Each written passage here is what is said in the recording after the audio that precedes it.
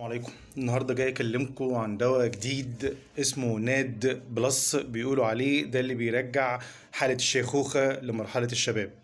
يعني الناس اللي عجزت بدري زي ما بيقولوا بيرجعوا شباب تاني، وده بيبقى مفيد جدا للناس مثلا اللي عندهم 30 او 40 سنة. وتلاقي حاسس ان هو عنده 60 سنة. ده غالبا بيبقى عنده نقص في الناد بلس.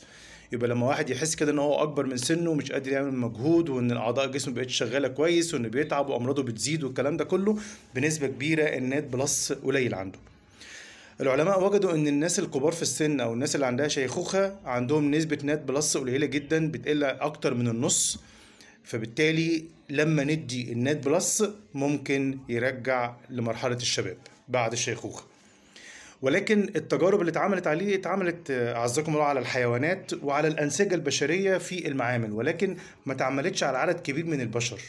عشان كده هو لسه مكمل غذائي ولم يكن دواء الى الان.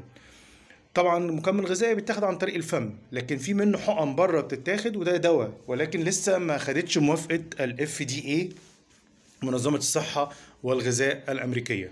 الدواء ده هو اللي مسؤول عن إنتاج الطاقة في الخلية، فبالتالي هو اللي مسؤول عن إنتاج الطاقة في جميع أعضاء الجسم، وهو اللي مسؤول عن كل أعضاء الجسم، القلب والكلى والكبد والنظر والجلد، إن هم يشتغلوا كويس، ما يبقاش فيه أمراض فيهم. وبالتالي هو بيأخر الشيخوخة أكبر قدر ممكن وبيحافظ على الشباب.